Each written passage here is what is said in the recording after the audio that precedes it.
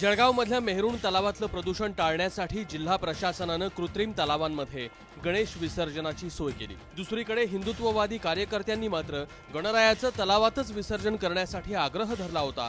त्यामुळे eco friendly Ganesh विसर्जनाला काहीसा संमिश्र प्रतिसाद मिळाला। नंदुरबारमध्ये सकाळी 8 वाजल्यापासूनच विसर्जन मिरवणुकांना सुरुवात झाली। डीजे आणि डॉल्बीला फाटा देत नंदुरबारकरांनी पारंपरिक वाद्यासह बाप्पांना निरोप दिला। नंदुरबारच्या माळीवाड्याचा राजा हा यंदाही आकर्षणाचा केंद्रबिंदू होता।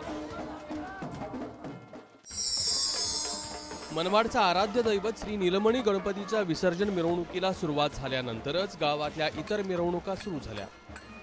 बाप्पांची पालखी सुरू होताच दवंडी पिटण्यात आली आणि मग विसर्जन मिरवणूक मार्गस्थ झाली। ठिकठिकाणी बाप्पांच्या स्वागतासाठी रांगोळ्या सजल्या तर साहसी खेळांच्या प्रात्यक्षिकांनी भक्तांची मनं जिंकली। अहमदनगरात ग्रामदैवत असलेल्या माळीवाड्यातल्या विशाल गणपतीची पूजा झाल्यानंतरच शहरात विसर्जन मिरवणुकीला सुरुवात झाली। पाऊस असतानाही पारंपरिक ढोल ताशांच्या गजरात अहमदनगरकरांनी बाप्पांना निरोप दिला।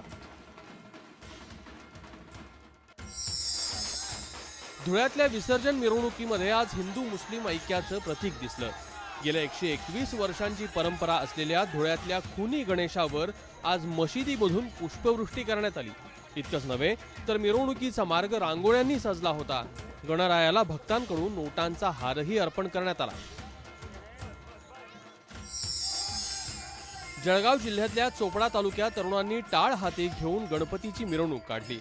गरताड या गावात ही अनोखी मिरवणूक काढली गेली। डॉल्बी ढोल ताशांचा वापर न करता साध्या पद्धतीनं मिरवणूक काढली जावी असं आवाहन गावातल्या ज्येष्ठांनी केलं होतं। त्यामुळे वारकरी संप्रदायाच्या परंपरेनुसार गावात बाप्पाची मिरवणूक साधेपणानंच काढण्यात आली।